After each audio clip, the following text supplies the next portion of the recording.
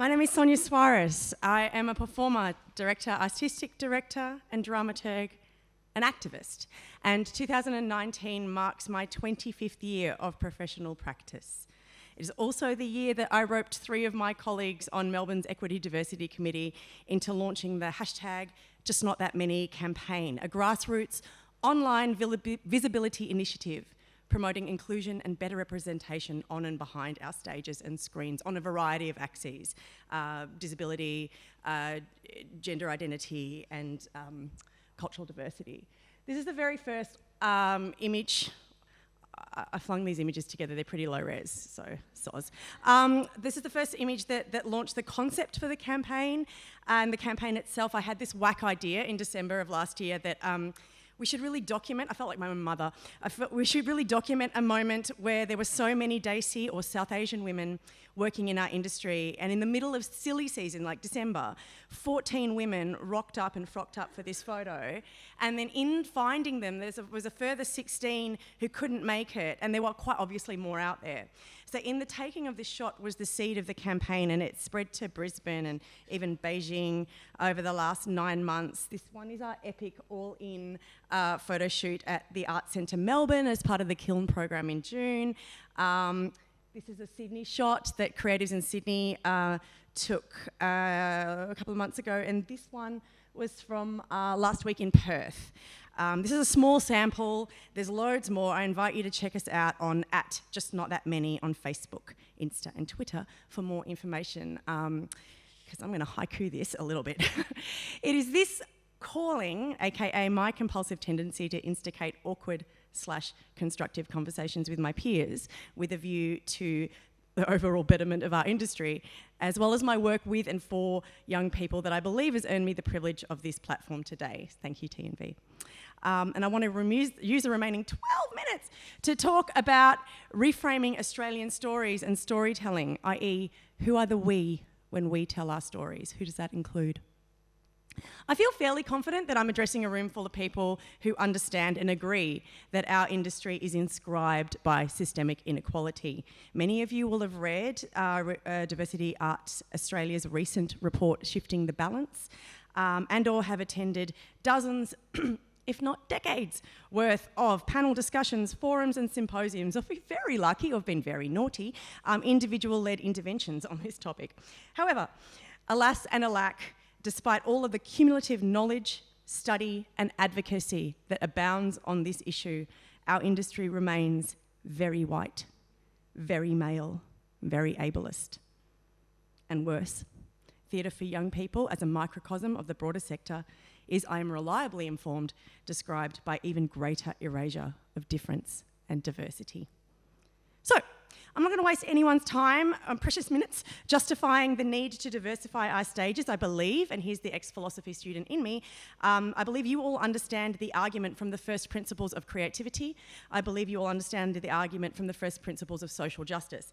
Given the lack of representation in theatre for young people, I want to use my remaining time to give you an insight into the argument from lived experience. Because yes, for those of you who were doing the quick maths earlier, I started my professional practice as a young person. Quick backstory, I was born in Melbourne and grew up in the Badlands of the southeastern suburbs in the 80s. And at that time, Glen Waverley was not the multicultural hotspot that it is today. It was like living in an Omo ad. And when I started primary school at Mimosa, Esther Wong and I, this is not primary school prep proto, but you know, when I started, we were the only non-white kids that I clapped eyes on until my brothers rocked up. And someone had taken the trouble to graffiti the no entry signs along the slip lanes on my path to and from school so that they read, Indians, no entry. Which at the time, I thought was a rather unfortunate coincidence. You know, only much later, when you turn your attention to something that you've accepted for so long, only much later I realised that that was a pointed act of aggression aimed at a 5-year-old child and later her siblings. I clocked those signs every day, twice a day, for my entire primary school existence, because it would never have occurred to me to tell anybody. And suffice to say, that was not the most pointed, nor the most aggressive act of racism I experienced in that period. Cut to teenage Sonya. She's a late bloomer, folks, don't judge her. Okay, she's a... can't look directly at her. She's very bright, she's utterly trapped and a little bit bullied at Glen Waverley Secondary College. And so I applied for and was accepted into an academic school in the city, McRobertson Girls High School. She knows. This was the first, and to this day, the most replete, truly multicultural space I have ever existed in day to day, and it was like entering a bath. Tension I never knew existed melted from my body. I was no longer a minority. We were utterly exempt from the male gaze. Oh my God, and the horizons of my identity expanded exponentially. I had previously understood myself through the narrow parameters, lens and mirror of my peers, because don't we all? I was a nerdy girl.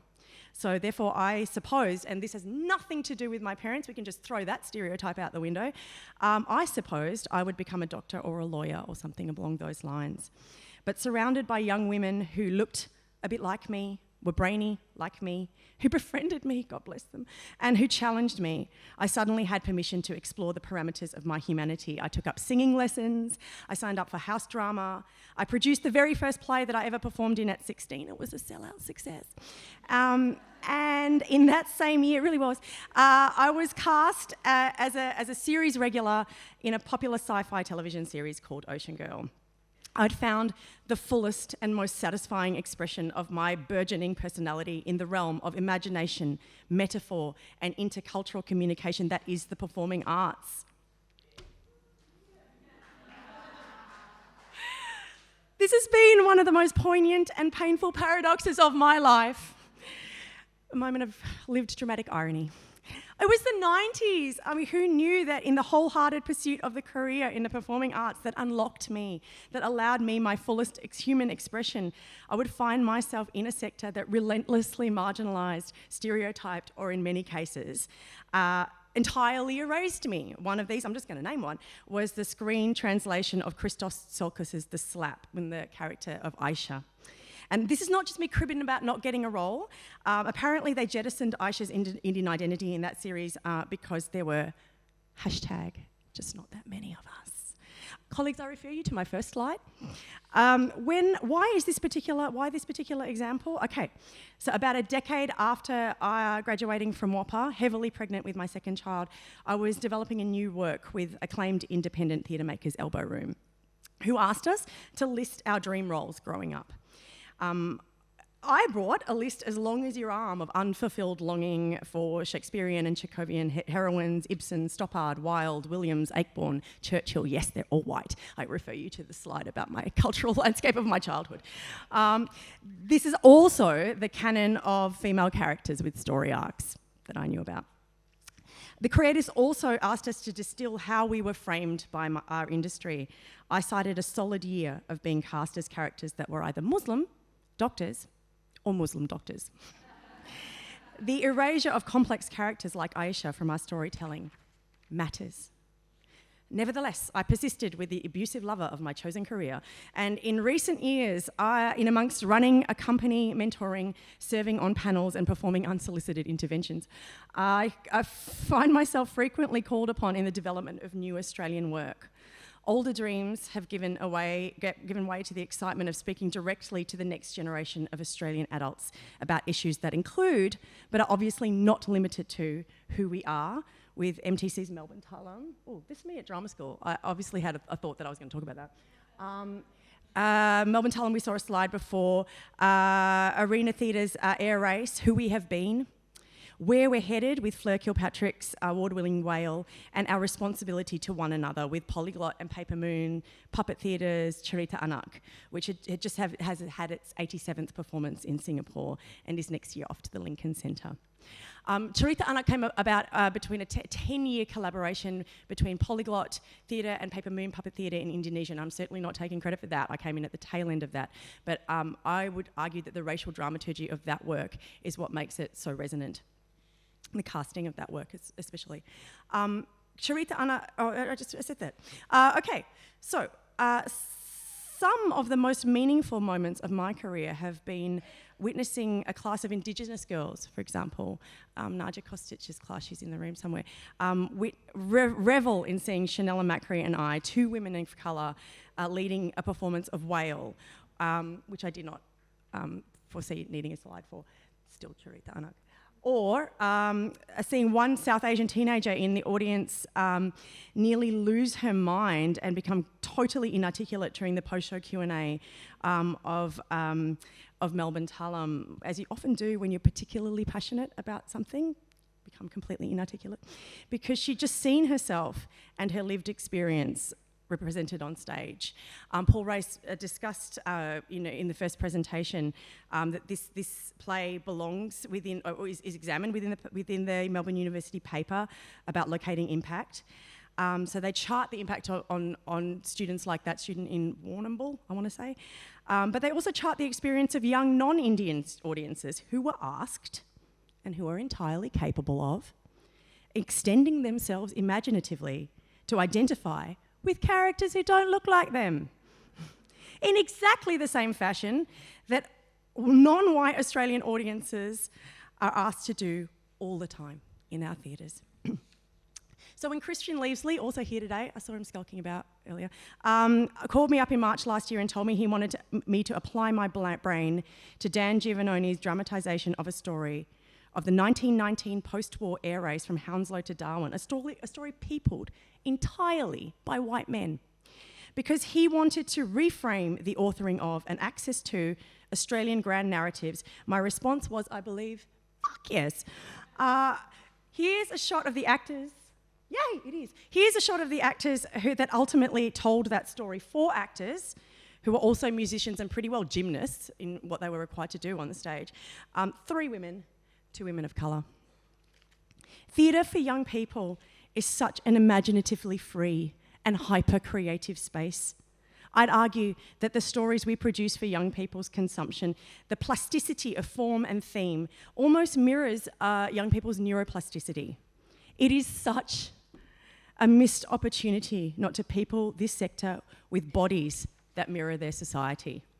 Because the reality is that despite the increased plurality in our society, the polemic or the drift in our national discourse around race and identity is, if anything, worse than it was in the 80s and 90s. The right to be a bigot is currently on its way to be debated and possibly enshrined in law under the guise of religious freedom, and certain sectors of our migrant communities, refugees, South Sudanese communities, are actively criminalised via mainstream media. In March of this year, an Australian citizen travelled to Christchurch and shot dead 51 people, including toddlers and teenagers, and he did so because of the stories he was told about who these people are. Stories that marginalise and other them in our national narratives. I said I wouldn't give the argument from social justice, but I really can't help making that point. We, the people in this room, determine who is included in we, the people of Australian storytelling.